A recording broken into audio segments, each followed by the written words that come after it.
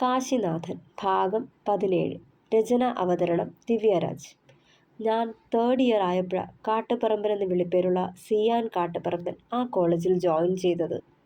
എൻ്റെ അതേ പ്രായം തന്നെയായിരുന്നു അവനും. കുഞ്ഞുനാളിൽ പഠിക്കാൻ ഉഴപ്പിയത് കാരണം ചെറിയ ക്ലാസ്സുകളിലൊക്കെ 2-3 തവണ തോൽപ്പിച്ചിരുത്താൻ അവൻ്റെ അപ്പച്ചൻ ടീച്ചറോട് പറഞ്ഞിരുന്നത്രേ. ചെറുചിരിയോടെ തുടർന്നവൻ. വല്ലാത്ത ധൈര്യമാ, എന്തു വന്നാലും നെഞ്ചും വിരിച്ചു നിന്നോളും. എന്തും ചങ്കുറപ്പോടെ പെട്ടി തുറന്ന് പറയുമവൻ. ആര് എന്ത് പറഞ്ഞാലും ഒരു കൂസലുമില്ലായിരുന്നു. ഒരു ദിവസം എന്തോ നിസ്സാര കാര്യത്തിന് ലൈബ്രറിക്ക് മുന്നിൽ വെച്ച് എന്നെ തല്ലിയ സഞ്ജയിനെ നിലത്തിട്ട് ചവിട്ടി ഉരുട്ടിക്കൊണ്ട ആളെൻ്റെ ജീവിതത്തിലേക്ക് വന്നത്. അടികൊണ്ട് അവശനായി നിലത്തിരുന്ന എനിക്ക് കൈ തന്നവൻ കുറച്ചു നാളത്തേക്കെങ്കിലും സന്തോഷം നിറഞ്ഞ നല്ല നിമിഷങ്ങളിലേക്ക് എന്നെ വലിച്ചു കയറ്റുകയാണ് ചെയ്തത്. അന്ന് പരിചയപ്പെട്ടു, പിരിഞ്ഞു. മെല്ലെ മെല്ലെ മറ്റുള്ളവർ എന്നോട് കാട്ടുന്ന അവഗണനയും വെറുപ്പുമൊക്കെ മനസ്സിലാക്കി വീണ്ടും എന്നോടടുത്തു. ആദ്യമൊക്കെ ഭയം കാരണം ഒഴിഞ്ഞു മാറി. പലരും സ്നേഹം നടിച്ച് കൂടെ വരുന്നത് വേറെ ഉദ്ദേശത്തോടു കൂടിയല്ലേ. പക്ഷേ പതിയെ പതിയെ ഇവൻ എന്നോട് കൂട്ടായി. ഭയന്ന് മാറി നിന്ന എന്നെ അവൻ്റെ ഫ്രണ്ട്സിന് പരിചയപ്പെടുത്തി. എന്നെ കൂടി അവരുടെ കൂട്ടത്തിൽ കൂട്ടി. ഭക്ഷണം കഴിക്കുന്ന സമയത്തും ക്യാൻറ്റീനിലേക്ക് പോകുന്ന സമയത്തും ക്ലാസ് റൂമിൽ ഒതുങ്ങിക്കൂടിയ എന്നെ അവിടെ വന്ന് കൂട്ടിക്കൊണ്ടു പോവുകയും ചെയ്യും. ഒരിക്കൽ അവൻ എന്നോട് മറ്റുള്ളവർ പറയുന്നത് പോലെ താനൊരു ഹോമോസെക്ഷൽ ആണോ എന്ന് ചോദിച്ചു. അഥവാ ആണെങ്കിലും അത് തൻ്റെ സ്വാതന്ത്ര്യമാണ്, അതിൽ നാണിക്കേണ്ട കാര്യമെന്താ എന്നൊക്കെ ചോദിച്ചു. സ്വന്തം പേഴ്സണാലിറ്റി ആരുടെ മുന്നിലും മറയ്ക്കേണ്ട കാര്യമില്ലെന്നും അവരെ പോലെ ഈ സമൂഹത്തിൽ ജീവിക്കാൻ നിങ്ങൾക്കും സ്വാതന്ത്ര്യമുണ്ടെന്നും പറഞ്ഞു. അന്നേരം എനിക്ക് വല്ലാതെ ദേഷ്യം വന്നു. എൻ്റെ പേഴ്സണാലിറ്റി അതല്ലെന്ന് വിളിച്ചു പറഞ്ഞു. ഞാൻ അവനോട് ചൂടായി.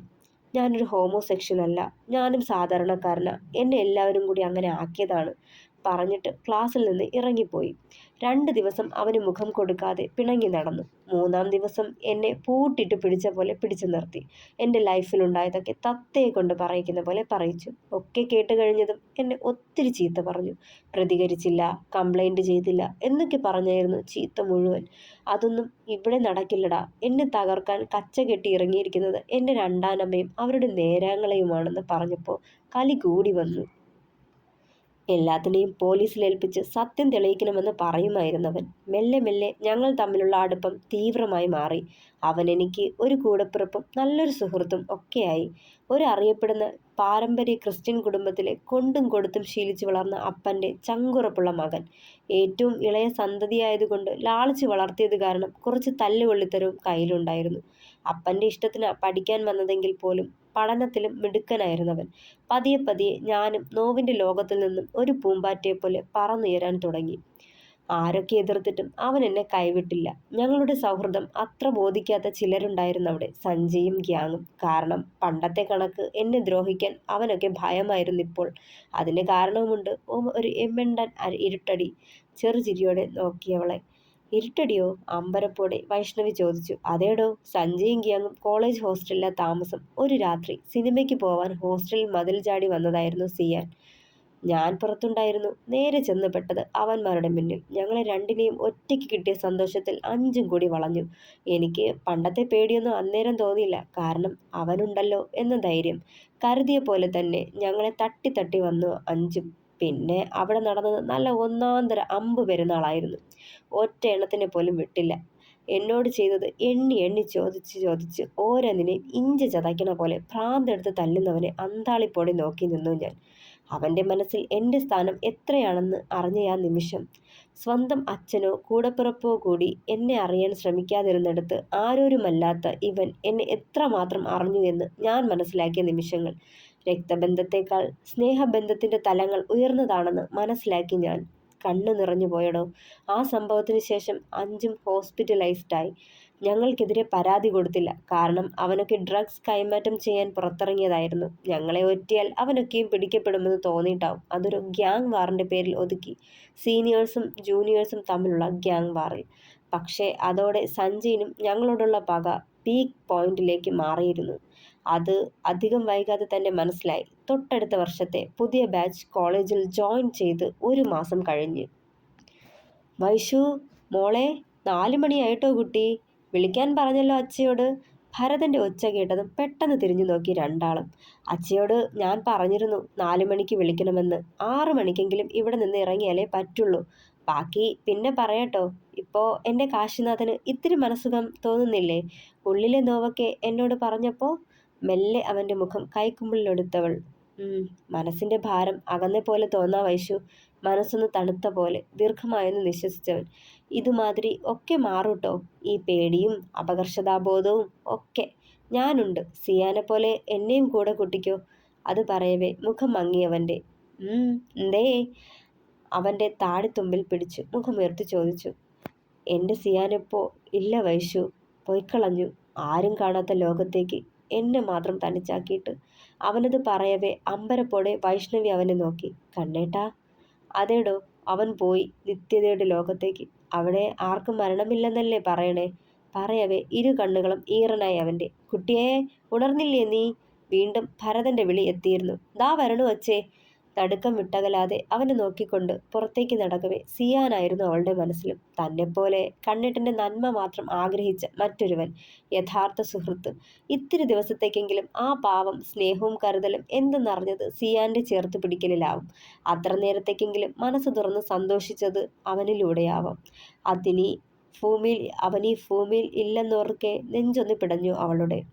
കുളി കഴിഞ്ഞ് കയ്യിൽ കിട്ടിയ നല്ലൊരു കുർത്തിയും ജീൻസും എടുത്തെറിഞ്ഞു വൈഷ്ണവി. നിറകിൽ സീമന്തം ചുവപ്പിച്ചതും കുളി കഴിഞ്ഞ് ഈറനോടെ വന്നവൻ പിന്നിലൂടെ അവളെ പുണർന്നിരുന്നു. മെല്ലെയൊന്ന് ചിരിച്ചവൾ.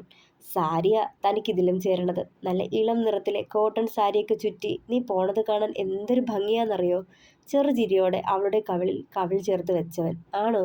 അതിന് കണ്ണേടൻ എന്നെ ശ്രദ്ധിക്കുമായിരുന്നു. സ്കൂളിനടുത്തുള്ള നിങ്ങളുടെ ഫർണിച്ചർ കടയുടെ മുന്നിലൊക്കെ നിൽക്കണത് കണ്ടിട്ടുണ്ട് ഞാൻ. എന്നാലും അപ്പോഴൊന്നും ഒന്നും നോക്കുകയോ കണ്ടഭാവം നടിക്കുകയോ ചെയ്തിട്ടില്ലാലോ.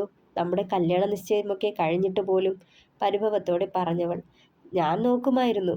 താനാ കാണാത്തെ. മില്ലുമിട്ട മാതിരിയല്ലേ ആ വഴി കടന്നു പോണത്. മെല്ലെ തിരിഞ്ഞ് ദേഹത്തിട്ടിരുന്ന ഈറൻ തോർത്ത് ഹാങ്ങറിലേക്ക് ഇട്ടവൻ. കട്ടിലിന് മുകളിൽ അവൾ എടുത്തു വെച്ച ഷർട്ടും ജീൻസും കയ്യിലെടുത്തു. ഞാൻ മാറിത്തരണോ കാശിനാഥ? ചെറുചിരിയോടെ ചോദിച്ചവൾ. ഏയ് വേണ്ട. നിന്നെ എനിക്ക് വിശ്വാസ, കള്ളച്ചിരിയോടെ പറഞ്ഞവൻ. ഇന്നലത്തെ ഒറ്റ രാത്രി കൊണ്ട് ആളങ്ങ് മാറിപ്പോയല്ലോ. ചിരിക്കണു, തമാശ പറയുന്നു, എന്നോട് അധികമായിട്ട് സംസാരിക്കുന്നു. ഇപ്പോൾ എൻ്റെ മുന്നിൽ നിന്ന് വസ്ത്രം മാറുന്നു. ചിരി കടിച്ചു പിടിച്ചവൾ. അതിനും മെല്ലെ ഒന്ന് പുഞ്ചിരിച്ചവൻ. മാറണ്ടേ വൈശു? എനിക്കും ജീവിക്കണമെന്നൊരു കൊതിയൊക്കെ തോന്നണുണ്ടോ? ഇപ്പോൾ എന്നെ കേൾക്കാനും എനിക്ക് മനസ്സ് തുറക്കാനും ചേർത്ത് പിടിക്കാനും സ്നേഹിക്കാനും ആളുണ്ടല്ലോ. അവൻ്റെ ആ പറച്ചിൽ കേട്ടതും കണ്ണൊന്ന് വിടർന്നു അവളുടെ. മെല്ലെ തിരിഞ്ഞു നോക്കുമ്പോൾ വസ്ത്രങ്ങളൊക്കെ അണിഞ്ഞു കഴിഞ്ഞിരുന്നവൻ. മെല്ലെ അവൻ അരികിലേക്ക് ചെന്ന് ആ നെഞ്ചിലായി ചേർന്നു ഏറെ പ്രണയത്തോടെ. കഴിക്കാൻ എടുത്തു വെക്കട്ടെ കണ്ണേട്ടാ? മെല്ലെ അവനിൽ നിന്ന് അടർന്നു മാറിക്കൊണ്ട് ചോദിച്ചു. അവളുടെ കൈകൾ കൈകോർത്തു പിടിച്ചു കാശി. ഭക്ഷണം കഴിച്ചു കഴിഞ്ഞതും ഫയലുകളും എടുത്ത് വീട് പൂട്ടിയിറങ്ങിയിരുന്നു വൈഷ്ണവി. കാർ പോർച്ചിലേക്ക് ചെന്ന് കാർ സ്റ്റാർട്ടാക്കി വരുന്നവളെ തെല്ലൊരമ്പരപ്പോടെ നോക്കി നിന്നു കാശിനാഥൻ. മോൻ അവളുടെ അടുത്തിരിക്കെ, ഞാൻ പിന്നിലിരിക്കാം. അതാ നിക്ക് സൗകര്യം. ഇത്തിരി നേരം കഴിയുമ്പോൾ കണ്ണൊന്നയന്നു തുടങ്ങും. ഉറങ്ങാതെ പറ്റില്ലേ? ഭരതൻ ചെറുചിരിയോടെ പറയുമ്പോൾ അതനുസരിച്ച പോലെ കോ ഡ്രൈവിംഗ് സീറ്റിലേക്ക് കയറിയിരുന്നു കാശിനാഥൻ. തനിക്ക് ഡ്രൈവിംഗ് ഒക്കെ അറിയോ? സീറ്റ് ബെൽറ്റ് ഇടുന്നതിനിടെ മെല്ലെ ചോദിച്ചവൻ. അറിയാം. അച്ഛയ്ക്ക് വയ്യാണ്ടായത് മുതൽ കാർ ഡ്രൈവ് ചെയ്യുന്നത് ഞാനാ. അച്ഛയെ ഹോസ്പിറ്റലിൽ കൊണ്ടാവാനും ചെക്കപ്പിന് കൊണ്ടാവാനും ഒക്കെ ഞാനാ കൂടെ പോകാറ്. ഒരു കൂസലുമില്ലാതെ പറഞ്ഞവൾ. എൻ്റെ മോനെ, 18 വയസ്സ് തികയണതും കാത്തിരിക്കുമായിരുന്നു എൻ്റെ മോള് ലൈസൻസ് എടുക്കാൻ. ഒറ്റയ്ക്ക് ചെന്ന് ഡ്രൈവിംഗ് സ്കൂളിൽ അഡ്മിഷൻ എടുത്ത് പോയി പഠിച്ചതാ. ആദ്യത്തെ അറ്റംപ്റ്റിൽ തന്നെ ലൈസൻസ് ടെസ്റ്റ് പാസ്സായി. എനിക്കൊരു മകളാ പിറന്നതെന്ന് പറഞ്ഞപ്പോൾ എൻ്റെ അമ്മ എന്താ പറഞ്ഞതെന്നറിയോ മോനെ? പെട്ട വന്നാൽ കുടുംബം കുത്തുപാളയെടുക്കുമെന്ന്. അവർക്ക് പെൺകുട്ടികളെ ഇഷ്ടമല്ലേ? പക്ഷേ ഞാൻ പറഞ്ഞു എൻ്റെ മോള് എൻ്റെ ഐശ്വര്യാന്ന്. പിന്നെ കഷ്ടപ്പാട് അത് വരും പോവും. ജീവിതം എല്ലായ്പ്പോഴും സന്തോഷം മാത്രമല്ലല്ലോ. ഇടയ്ക്കിടെ നോവുമുണ്ട്. കുടുംബത്തിലെ ഒരാൺതരിയെങ്കിലും വേണം. ഇല്ലേൽ വയസ്സുകാലത്ത് നമ്മൾ വീണുപോയാൽ താങ്ങാൻ ആരും ഉണ്ടാവില്ലെന്ന് പറഞ്ഞവരോട് ഞാൻ എന്താ ചോദിച്ചെന്നറിയോ? ആൺകുട്ടിക്കും പെൺകുട്ടിക്കും എന്താ വ്യത്യാസമെന്ന്. അവളെയും അവനെ പോലെ അങ്ങ് വളർത്തിയാൽ പോരേന്ന്. എൻ്റെ മോള് ഒരാൺകുട്ടിക്ക് സമം തന്നെ. ഞാനൊന്ന് വീണപ്പോൾ നിക്ക് താങ്ങായത് അവള് തന്നെ. വലിയ അഭിമാനത്തോടു കൂടി ആ മകളെക്കുറിച്ച് പറയുന്ന മനുഷ്യനെ തന്നെ നോക്കിയിരുന്നു കാശിനാഥൻ. ഓരോരുത്തരുടെയും വ്യക്തിത്വ രൂപീകരണം നടക്കുന്നത് അവരവരുടെ വീട്ടിൽ നിന്ന് തന്നെയാണ്. വൈഷ്ണവി എന്തിലും ആത്മവിശ്വാസമുള്ളൊരു കുട്ടിയാണ്. അതിന് കാരണം അവളുടെ അച്ഛൻ അവളെ വളർത്തിയ രീതി തന്നെയാണ്. തൻ്റെ അച്ഛന് തൻ്റെ കാര്യങ്ങൾ ശ്രദ്ധിക്കാനോ എന്തിന് തന്നെ ഒന്ന് മനസ്സിലാക്കാനോ പോലും കഴിയാതെ പോയി. അത് തന്നെയാണ് തൻ്റെ തകർച്ചയുടെ കാരണവും അവൻ ഓർത്തു.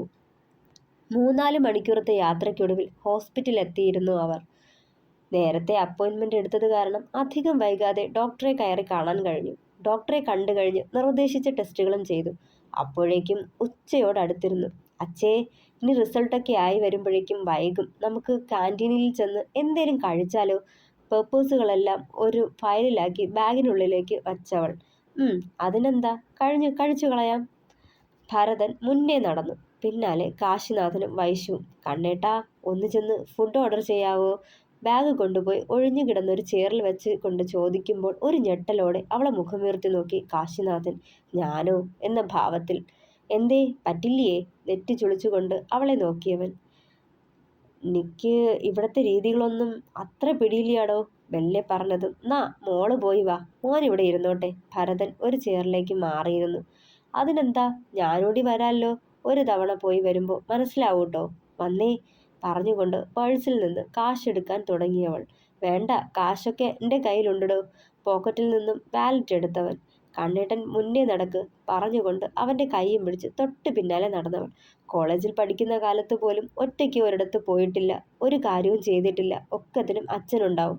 പിന്നെ സിയാനൊപ്പമുള്ള കുറച്ചുനാൾ, അതും അവൻ കൂടിയുണ്ടെങ്കിൽ അവൻ നോക്കിക്കോളും. ഇപ്പോൾ തന്നെ മില്ലിലും ഷോപ്പിലും ചെന്ന് കണക്ക് നോക്കുമെന്നേയുള്ളൂ. അവിടുത്തെ കാര്യങ്ങളൊക്കെ നോക്കി നടത്താൻ ഓരോരുത്തരുണ്ട്. ആകെ പോണത് ബിവറേജില്ല, അതും ക്യൂ നിന്ന് കാശ് കൊടുക്കുക, വാങ്ങുക, പോരുക. അവിടെ നിൽക്കുമ്പോൾ പോലും വല്ലാത്തൊരു പിടപ്പാണ്. 15 വയസ്സിന് ശേഷം ഒരാളെ ഡിപ്പെൻഡ് ചെയ്യാതെ പറ്റാത്ത അവസ്ഥയാണ്. സ്വന്തം കാര്യങ്ങൾക്ക് കൂടി പുറത്തേക്കിറങ്ങേണ്ടി വരുമ്പോൾ വല്ലാത്തൊരു അങ്കലാപ്പ. എന്ത് ചെയ്യണമെന്നറിയാതെ കുഴങ്ങിപ്പോകുന്നൊരവസ്ഥ അവനോർത്തു. ദേ, ഈ കൗണ്ടറിൽ ക്യൂ നിന്ന് നമുക്ക് വേണ്ടത് എന്താണെന്ന് ഓർഡർ ചെയ്ത് കാശടച്ച് ടോക്കൺ വാങ്ങണം പറഞ്ഞുകൊണ്ട് അവനെ കൊണ്ടുപോയി ക്യൂവിൽ നിർത്തി. അപ്പോഴും വല്ലാതെ നെഞ്ചുടുപ്പുയർന്നു അവൻ്റെ. അതറിഞ്ഞ പോലെ അവൻ്റെ വശത്തായി അവളും വന്നു നിന്നു.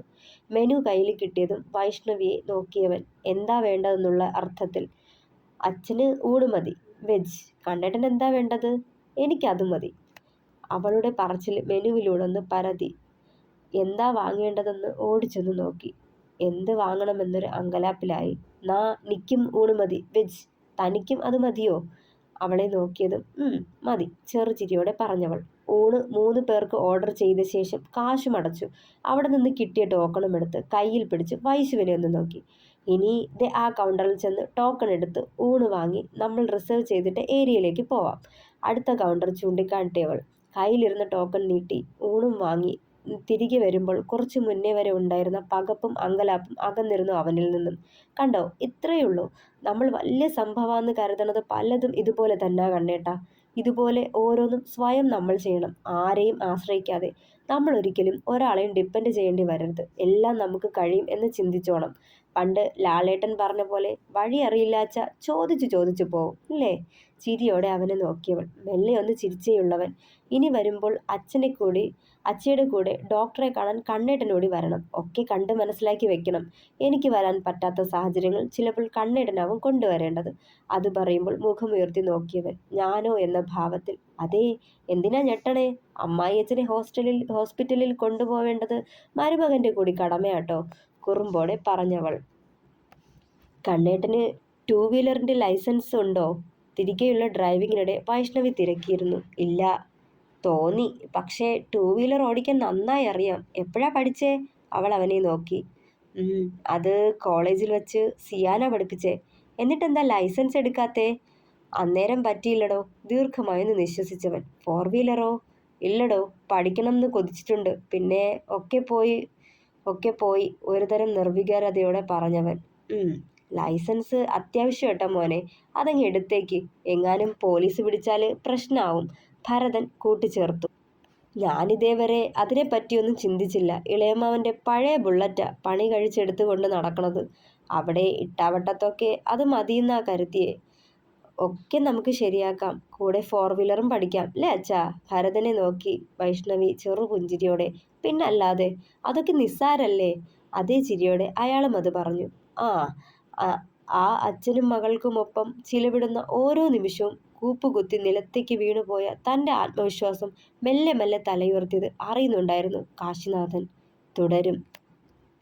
കഥ ഇഷ്ടമാവുന്നുണ്ടെങ്കിൽ ലൈക്ക് ചെയ്യുക, സബ്സ്ക്രൈബ് ചെയ്യുക. പിന്നെ എൻ്റെ കഥയ്ക്ക് കമൻസ് പറയുക, പിന്നെ ഷെയർ ചെയ്യുക. താങ്ക്